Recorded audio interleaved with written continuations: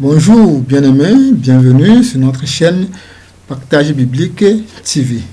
Vous avez devant vous le missionnaire Kojovi Adjiola, appelé communément le frère Yao. Alors aujourd'hui nous continuons avec notre thème, le corps de Christ. Mais aujourd'hui nous parlerons précisément d'un petit sous-thème que nous disons le corps de Christ à l'image du tabernacle ou le temple de Dieu.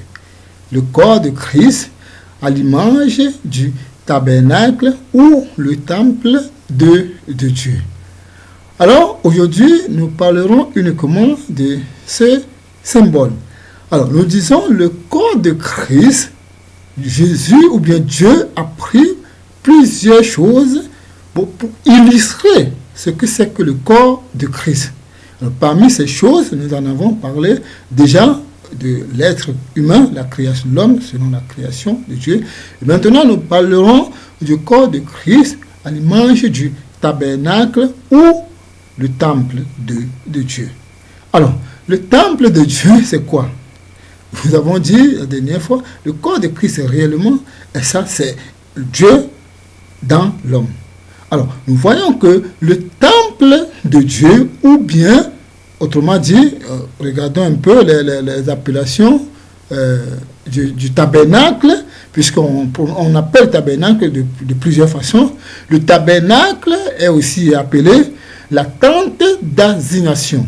Alors, quand nous allons parler de la tente d'assignation, sachez-le qu'on parle du tabernacle, ou bien le sanctuaire, ou autrement dit, le temple de Dieu ou la maison de Dieu. Autrement dit, l'habitation de Dieu. Alors, nous reconnaissons par là que si nous parlons du tabernacle, nous parlons de Christ au milieu de son peuple. Ça veut dire, Dieu habite dans son peuple. Ou bien Dieu habite au milieu de son peuple. Alors, ça, c'est l'image du tabernacle. Alors, le tabernacle représente Dieu au milieu de son peuple. C'est pour ça que nous disons que le tabernacle, c'est le corps de Christ. Alors, nous voulons comprendre certaines réalités.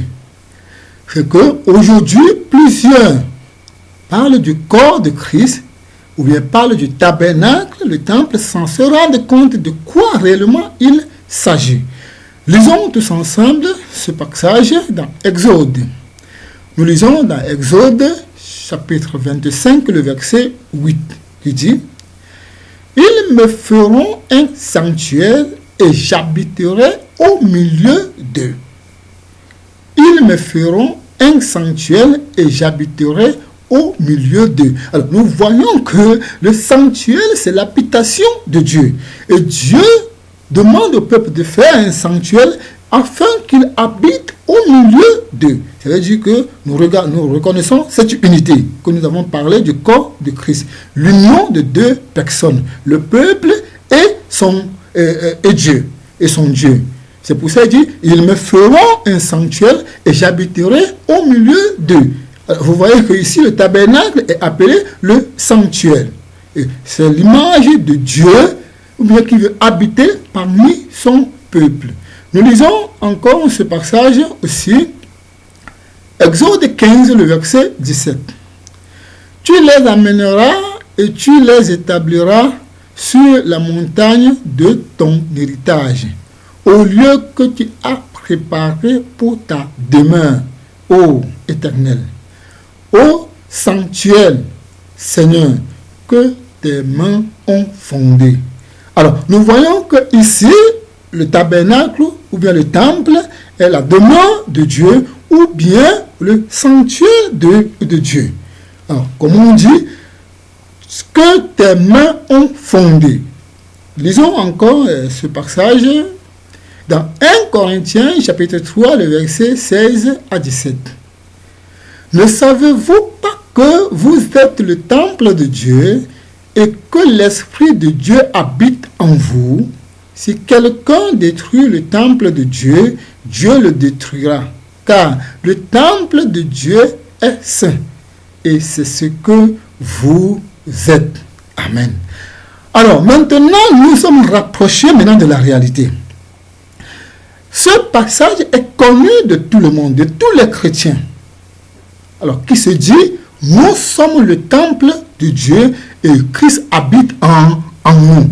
Et on se contente et on se vante et on se plaint, dit que j'ai l'Esprit de Dieu. Alors ça veut dire Dieu en moi, Jésus en moi, j'ai la vie éternelle. Qu'est-ce qui peut m'arracher cette vie éternelle? Si j'ai l'Esprit de Dieu, alors ça veut dire j'ai la vie éternelle. Attention, nous devons comprendre le sens propre de ce passage. Et c'est là où notre problème en tant que chrétien commence. C'est là où nous nous trompons souvent. Parce que ce passage est connu de tous les chrétiens. Et chacun l'utilise. Je suis le temple de Dieu. Je suis l'habitation de Dieu. En réalité, nous sommes l'habitation de Dieu. Je reviens sur ce passage. Je relis encore. Ne savez-vous pas que vous êtes le temple de Dieu et que l'Esprit de Dieu habite en vous? En réalité, nous avons l'Esprit de Dieu en nous.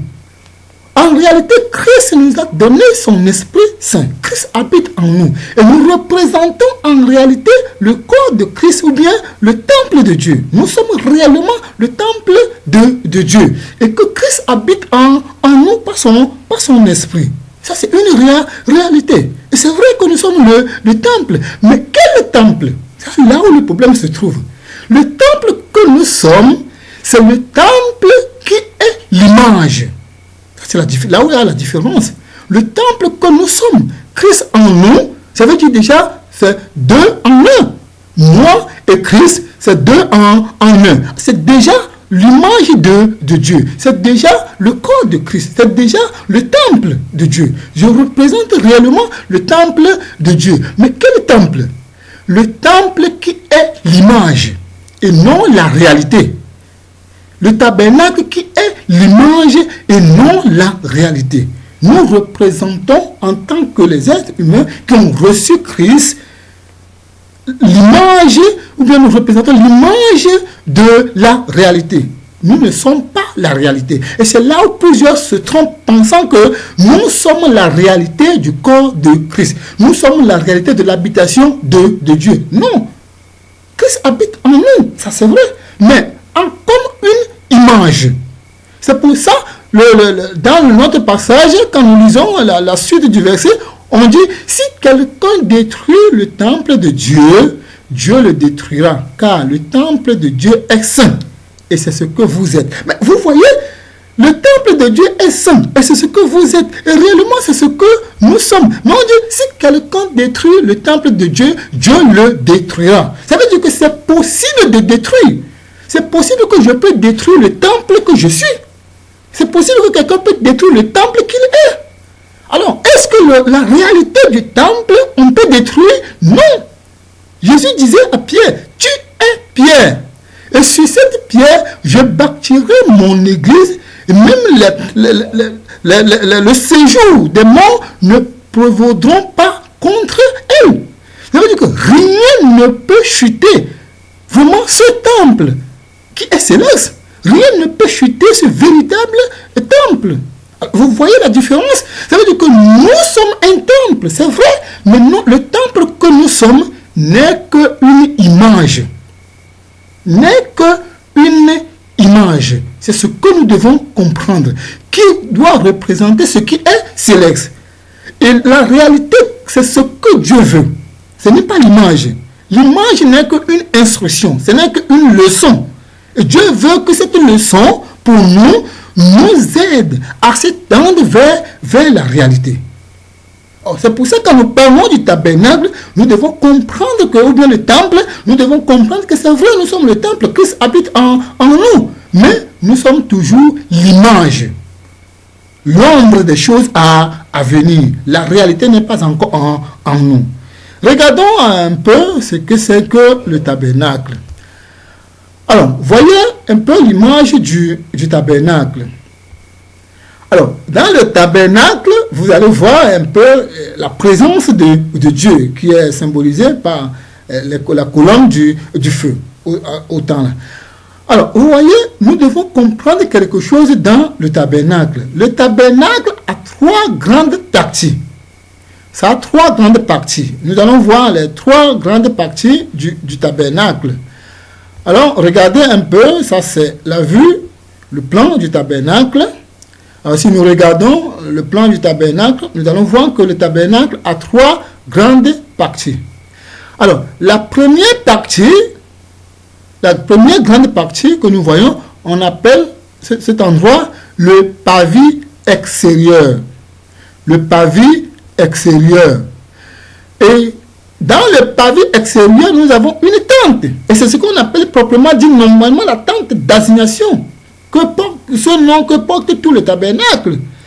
Alors, dans cette tente, il y a 2 parties. C'est séparé en 2 par le rideau. La première partie, on l'appelle le lieu saint. Ce lieu saint a un autre nom. On appelle aussi ce lieu saint le pavis intérieur, puisque nous parlerons de ça plus tard dans d'autres enseignements. N'oubliez pas le pavis intérieur. Souvent vous allez lire, on va dire pavis intérieur, mais on dit pavis intérieur, c'est quoi? Le pavis intérieur, c'est le lieu saint. Alors, et après, il y a le lieu très saint. Alors, ça veut dire que le tabernacle a 3 grandes parties. Suivez-moi. Alors, nous revenons encore sur l'image du tabernacle. Maintenant, le tabernacle ou bien la tente d'assignation avec les ustensiles. Regardez bien les ustensiles, je n'ai pas écrit, puisque nous revenons plus tard sur l'enseignement proprement dit du tabernacle. Ici, nous sommes dans le corps de Christ. Et que représente le tabernacle? C'est pour ça que je ne veux pas trop entrer dans le détail, mais nous revenons plus tard dans d'autres enseignements uniquement sur le tabernacle. Regardez bien comment la forme du tabernacle et les ustensiles. Le premier carreau que nous voyons vers l'entrée, qui est sur le pavis extérieur, nous l'appelons l'autel des sacrifices. C'est là où on brûle les sacrifices, l'autel des sacrifices. Et le point rond que nous voyons, on l'appelle cuve d'airain. Alors, c'est là où se trouve l'eau de la purification. Pour que tous les sacrificateurs, chaque sacrificateur, avant d'entrer dans le tabernacle, se purifie avant d'entrer. Et maintenant, la deuxième partie, le lieu saint, nous avons 3 choses. Nous avons en haut la table du pain de proposition. Et vers le haut, nous avons la table de l'autel des parfums. Et nous avons vers le bas le chandelier. Et la dernière partie, et que se trouve l'arche qui est seule là-bas, l'arche de Dieu. Il n'y a que l'arche seule qui est dans le lieu très saint. Alors, maintenant, vous voyez comment le tabernacle en totalité se dispose. Rien de ce qui est dans le tabernacle n'est posé pour rien. Chaque chose est posée pour un but précis. Nous reviendrons sur ça. Alors, vous voyez que ce tabernacle que nous sommes, ou bien ce temple que nous disons que nous sommes, n'est qu'une image. Ce n'est qu'une image. Et cette image que nous sommes aussi aujourd'hui a aussi toutes ces choses, tous ces éléments. Ça veut dire que nous représentons le temple de Dieu. Christ habite en nous. Mais la raison, c'est pourquoi. Alors, nous lisons ce passage dans Apocalypse. Nous allons lire Apocalypse chapitre 11, le verset 19. Nous lisons: et le temple de Dieu dans le ciel fut ouvert, et l'arche de son alliance apparut dans son temple. Et il y a eu des éclairs, des voix et tonnerres, un tremblement de terre et une forte grêle. Alors, nous voyons ici que c'est Jean qui voyait quelque chose. Et Jean dit, il y a un autre tabernacle au ciel qui fut ouvert. Et qui Jean a dit, il a vu le tabernacle au ciel qui est ouvert, il a vu l'arche dedans. Vous voyez, ça veut dire qu'il y a autre tabernacle céleste. Il y a autre tabernacle qui est dans le ciel. Ça veut dire que l'image que nous sommes aujourd'hui n'est qu'une figure pour ce tabernacle céleste. Mais ce tabernacle céleste, c'est ce que Dieu veut que nous représentons. c'est ce que Dieu veut que nous servons dedans. Ce tabernacle céleste, c'est ce qui est la réalité. Et non nous qui sommes l'image de ce tabernacle aujourd'hui. Nous lisons encore ce passage aussi. Nous lisons Hébreux chapitre 8, le verset 1 et 2. Nous lisons, le point capital de ce qui vient d'être dit, c'est que nous avons un tel souverain sacrificateur qui s'est assis à la droite du trône de sa majesté divine dans les lieux, dans les cieux, pardon. Comme ministre du sanctuaire et du véritable tabernacle qui a été dressé par le Seigneur et non par un homme. Amen. Alors, vous voyez, si nous revenons déjà sur ce que Hébreu nous dit, on dit, parce que Hébreu veut résumer cette réalité de l'image que nous sommes et montrer la différence entre nous et vraiment cette réalité que Dieu veut que nous présentons. Il dit, le point capital de ce qui vient d'être dit, c'est que nous avons un tel souverain sacrificateur qui est assis à la droite du trône de sa majesté divine dans les cieux. Alors, la question que je pose aux chrétiens aujourd'hui, Jésus est assis actuellement où? Mais au ciel, dans le véritable tabernacle, dans le lieu très saint du véritable tabernacle, en tant que qui? En tant que souverain sacrificateur. Vous voyez? En tant que souverain sacrificateur. Et qu'est-ce que la deuxième partie nous dit? Comme ministre de sanctuaire et de véritable tabernacle. Quand on parle déjà de véritable tabernacle, ça veut dire que nous, aujourd'hui, nous ne sommes que l'image. Le vrai tabernacle est au ciel. Le vrai tabernacle est auprès de Dieu. Et c'est ce tabernacle que Dieu veut que nous représentons. Vous voyez? Et c'est là où Christ est assis aujourd'hui. Pourquoi? Pour nous attendre. Nous lisons ce passage aussi. Nous lisons Hébreux chapitre 9, le verset 1. La première alliance avait aussi des ordres relatifs au culte et le sanctuaire terrestre. Vous voyez que ici, Hébreu déclare une chose, que la première alliance avait aussi des ordonnances relatives au culte et le sanctuaire terrestre. Ça veut dire qu'il y a un sanctuaire terrestre et il y a un sanctuaire céleste. Le sanctuaire terrestre n'est qu'une image, n'est que l'ombre des choses à venir. Mais la réalité est céleste. Et c'est cette réalité que Dieu veut que nous représentons auprès de lui. C'est cette réalité que Dieu veut que nous vivons avec lui. Alors, ne nous contentons pas de ce que nous représentons aujourd'hui, l'image que nous sommes, et nous oublions pour quelle raison nous avons reçu cette régénération de Dieu. C'est pour représenter ce tabernacle céleste. Nous lisons ce passage dans Hébreux chapitre 8, le verset 5. Lequel célèbre un culte, image et l'ombre des choses célestes, selon que Moïse en fut divinement averti lorsqu'il allait construire le tabernacle. 3 points de suspension. Alors, vous voyez, ça veut dire que le culte que nous célébrons aujourd'hui n'est qu'une image, n'est que l'ombre des choses à venir. Comme l'apôtre Paul nous exhortait, je vous exhorte à offrir votre corps comme un sacrifice vivant, agréable à Dieu, ce qui sera de votre part un culte raisonnable. Ce culte que nous célébrons aujourd'hui n'est que l'image de véritable culte que nous avons célébré auprès du Seigneur ou bien dans le tabernacle céleste. Mais reconnaissez que c'est l'image. Nous sommes l'image. Et plusieurs pensent que c'est la réalité et ils se consolent. Nous sommes déjà le temple de Dieu. Dieu habite en nous et c'est bon. Bien sûr, Dieu habite en nous. Mais nous représentons l'image. Nous ne sommes pas la réalité. Mais l'objectif de Dieu, c'est que nous représentons cette réalité auprès de lui. Lisons encore ce passage Hébreux chapitre 9, versets 8 à 11. Nous lisons. Le Saint-Esprit montrait par là que le chemin du lieu très saint n'était pas encore ouvert, tant que le premier tabernacle subsistait. C'est une figure pour le temps actuel, où l'on présente des offrandes et des sacrifices qui ne peuvent rendre parfait sous le rapport de la conscience celui qui rend ce culte.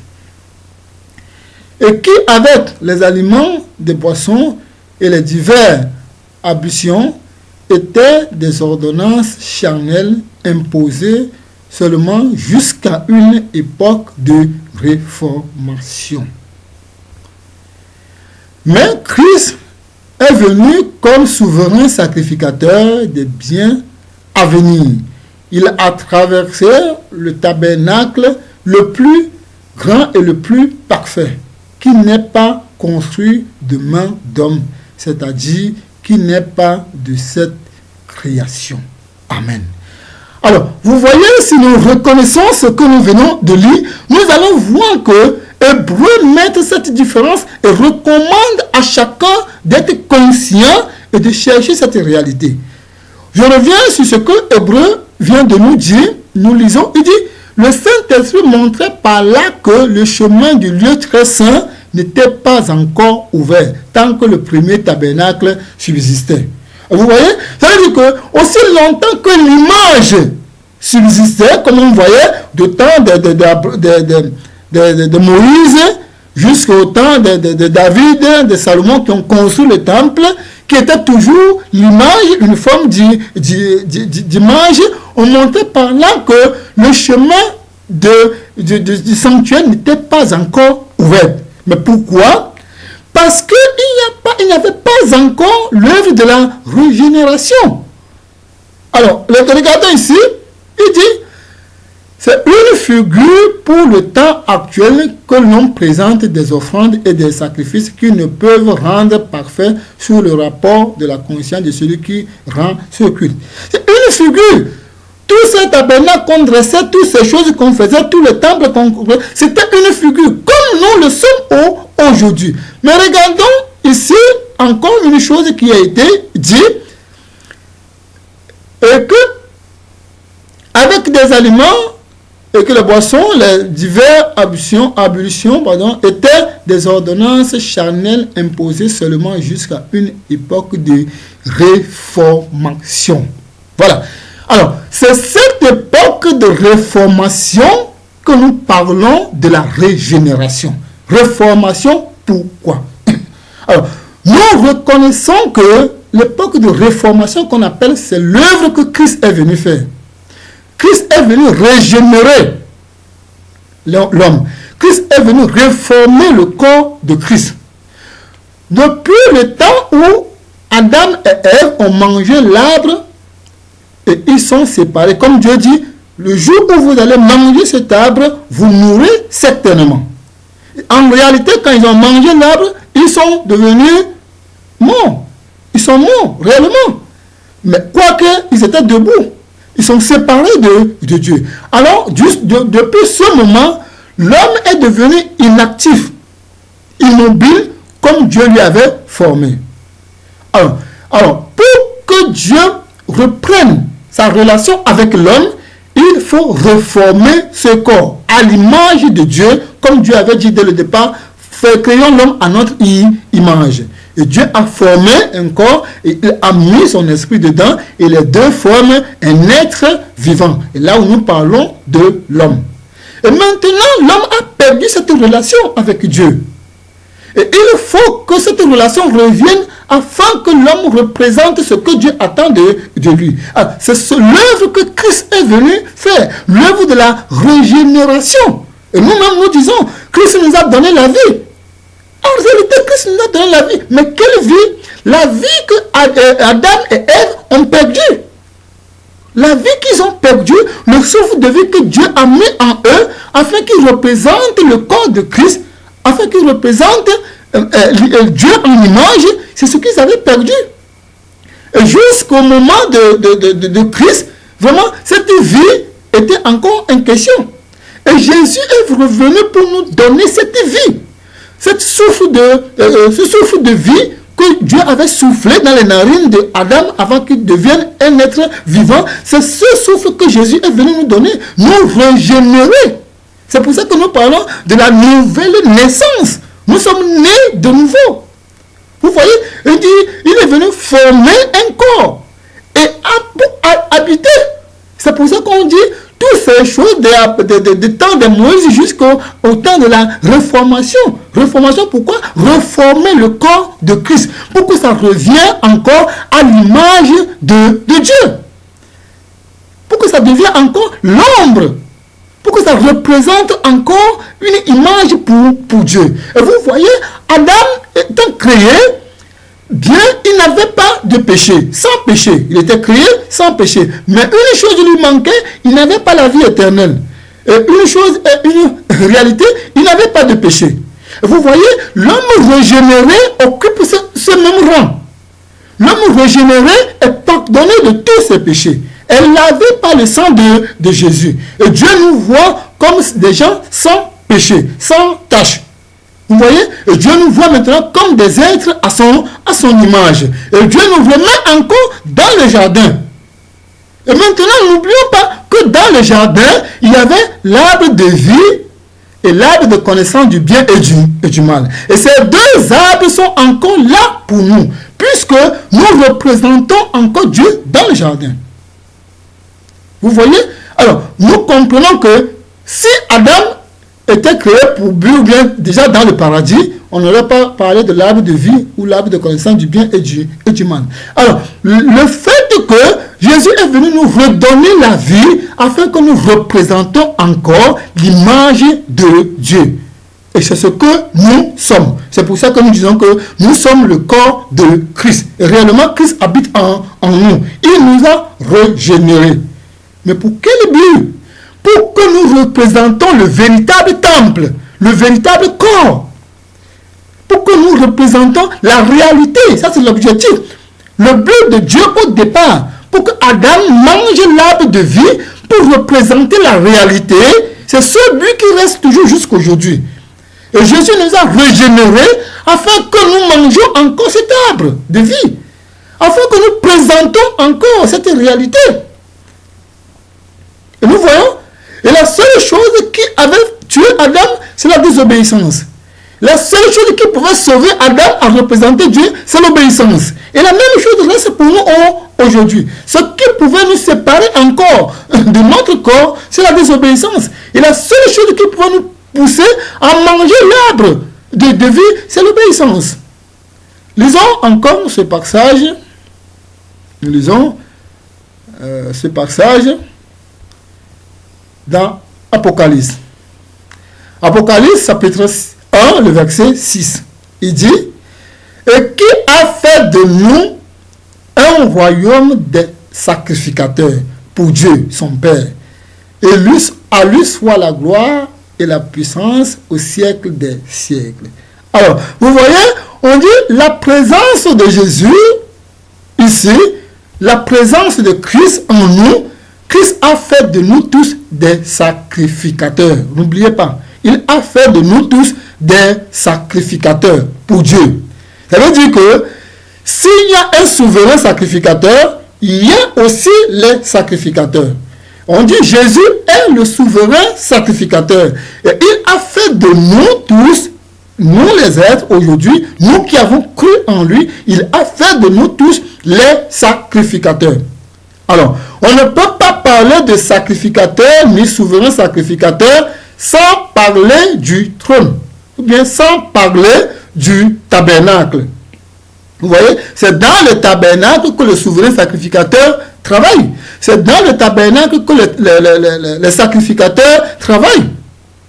Alors, nous lisons vraiment ce passage. Nous lisons Hébreux, le chapitre 9, le verset 24. Car Christ n'est pas entré dans un sanctuaire fait de mains d'hommes, en imitation du véritable, mais il est entré dans le ciel même, afin de comparaître maintenant pour nous devant la face de Dieu. Oh, extraordinaire. Vous voyez ici ce qu'on dit? Après avoir fait de nous tous des sacrificateurs, qu'est-ce qu'il a fait? On a dit, il est monté au ciel en tant que souverain sacrificateur. Et quel est le rôle du souverain sacrificateur dans le temple? D'entrer dans le lieu saint. Et le souverain sacrificateur entre dans le lieu saint une seule fois par an. Une seule fois par an. Alors, si nous revenons encore peut-être dans l'image du tabernacle, nous allons remarquer quelque chose. Regardez bien, on dit Christ est entré dans un tabernacle qui n'est pas l'imitation, qui est le véritable, et on dit dans le ciel. Ça veut dire qu'actuellement, Christ est assis au lieu très saint. Pour faire quoi? Pour plaider pour nous. Et n'oubliez pas le rôle du souverain sacrificateur. Le rôle du souverain sacrificateur, c'est de faire quoi? Le souverain sacrificateur a le devoir d'aller dans le tabernacle, dans le lieu très saint, une seule fois par an, pour plaider pour tout le peuple devant Dieu. Et c'est ce rôle que Jésus est en train de jouer actuellement auprès du Seigneur. Et nous attend en tant que les sacrificateurs. Et maintenant, les sacrificateurs, ils servent Dieu où? Les sacrificateurs, leur rôle, c'est de servir Dieu dans le lieu saint. Vous voyez? Dans le lieu saint. C'est là où les sacrificateurs doivent servir Dieu. C'est l'endroit, c'est leurs habitations, c'est là-bas où ils restent. Ils se nourrissent des choses de lieu saint. Alors, mais maintenant, une loi que nous oublions, pour que chaque sacrificateur entre dans le lieu saint, qu'est-ce qu'il faut faire? Il faut passer par le cuivre d'airain, là où il y a l'eau. Se laver les mains et les pieds, autrement dit, se purifier, se sanctifier avant de mettre pied dans le lieu saint. Un sacrificateur qui met pied dans le lieu saint, sans se purifier, sans se laver les pieds et les mains, pour purifier, il meurt sur champ. Ça, c'est la loi de Dieu. Un sacrificateur qui tente d'entrer dans le lieu saint sans se purifier, il meurt sur champ. Mais écoutons bien, Dieu dit aujourd'hui, nous sommes, il a fait de nous tous les sacrificateurs. Et lui-même, il est le souverain sacrificateur. Et il attend déjà auprès du Père les sacrificateurs que nous sommes. Et maintenant, pour que nous entrons dans ce tabernacle céleste, là où Christ est assis, il faut faire quoi? Il faut se purifier. Il faut passer par le cuivre d'airain, se laver les mains, se sanctifier avant d'y entrer. Parce que cette loi est perpétuelle. Vous voyez? Mais aujourd'hui, nous pensons que nous sommes déjà dedans et c'est ce qui nous trompe. Nous sommes les sacrificateurs. Nous devons travailler, représenter la réalité du tabernacle. Mais maintenant, sanctifions-nous pour pouvoir mettre pied. Christ est déjà là-bas. Le souverain sacrificateur est là. Mais nous, en tant que vraiment les sacrificateurs, préparons-nous très bien, purifions-nous avant de mettre pied dans ce lieu saint. Alors, si nous regardons bien ce tabernacle, nous allons comprendre le système que, après le sacrifice de Christ, c'est la purification. Autrement dit, quelqu'un qui ne s'est pas purifié, il n'a pas l'accès direct dans le tabernacle.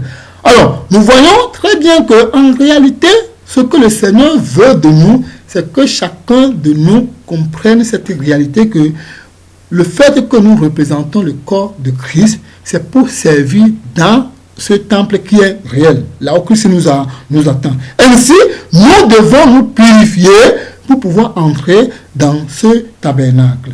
Lisons encore ce passage tous ensemble dans Hébreux chapitre 10, le verset 18 à 24.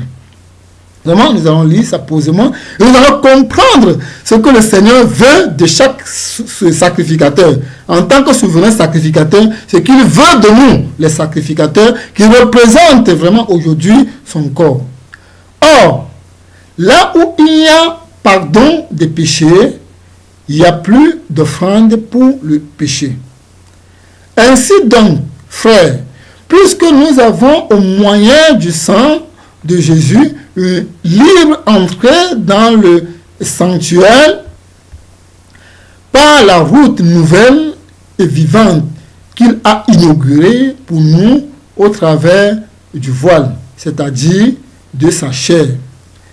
Et puisque nous avons un souverain sacrificateur établi sur la maison de Dieu, approchons-nous avec un cœur sincère dans la plénitude de la foi, le cœur purifié d'une mauvaise conscience et le corps lavé d'une eau pure.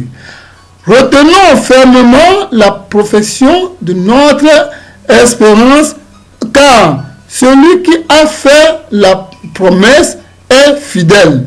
Veillons les uns sur les autres pour nous exister en la charité et aux bonnes œuvres. Alors, nous voyons ici que ce que le Seigneur veut nous faire comprendre, c'est cette réalité qui veut nous faire comprendre de nous approcher de Dieu d'une manière sincère, d'une manière claire, d'une manière pure. C'est pour cette raison qu'il dit, nous avons un souverain sacrificateur qui est auprès de Dieu.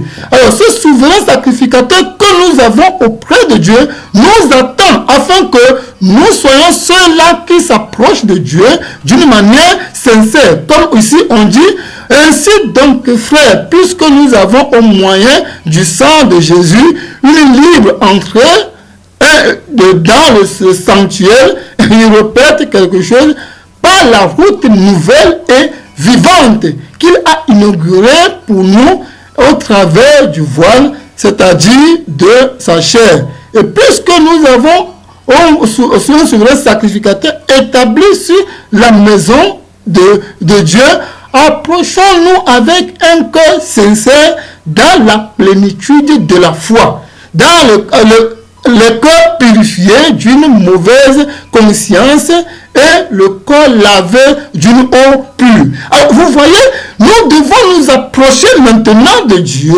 avec quel comportement? On dit d'approcher avec un cœur sincère, le cœur purifié, vraiment lavé d'une eau, véritable eau, avant d'y entrer. Alors, ne nous disons pas que nous sommes des enfants de Dieu, nous représentons le temple de Dieu et c'est déjà bon pour nous. Non, mais notre devoir, c'est d'y entrer, c'est d'entrer dans ce paradis, c'est d'entrer dans ce corps, c'est de représenter ce corps réel, c'est de représenter ce tabernacle réel, c'est d'être réellement ce que Dieu attend de nous. C'est pour cette raison que Jésus nous a régénérés, c'est pour ça qu'il nous a donné sa vie, c'est pour ça qu'il a fait de nous les sacrificateurs, afin que nous servions dans ce tabernacle qui est céleste. Pour cette raison, purifions-nous, comme nous venons de lire dans ce passage. Il dit, approchons-nous avec un cœur sincère dans la plénitude de la foi, les cœurs purifiés d'une mauvaise conscience et le corps lavé d'une eau pure. Alors, vous voyez, ça c'est ce que le Seigneur demande de nous. Retenons fermement la profession de notre espérance ou bien notre foi. Car celui qui a fait la promesse est fidèle.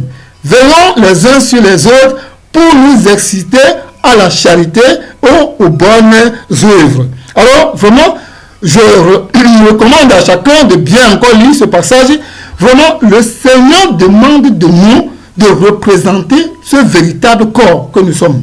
Ce véritable corps, vraiment, que nous voulons représenter demain. Que nous sommes l'image de ça aujourd'hui. Nous avons l'intérêt à représenter ce corps. Ainsi, nous prions à chacun de nous vraiment d'être conscients qu'en réalité, nous représentons un corps qui n'est pas une réalité aujourd'hui. Nous sommes image d'un tabernacle qui n'est pas dans ce monde, qui est au ciel. Et que nous sommes des souverains, nous sommes des sacrificateurs qui sont appelés à servir auprès de grands souverains sacrificateurs qui est Jésus. Et que notre intérêt, c'est de servir dans ce sanctuaire qui est céleste, afin que ce jour soit une réalité pour nous.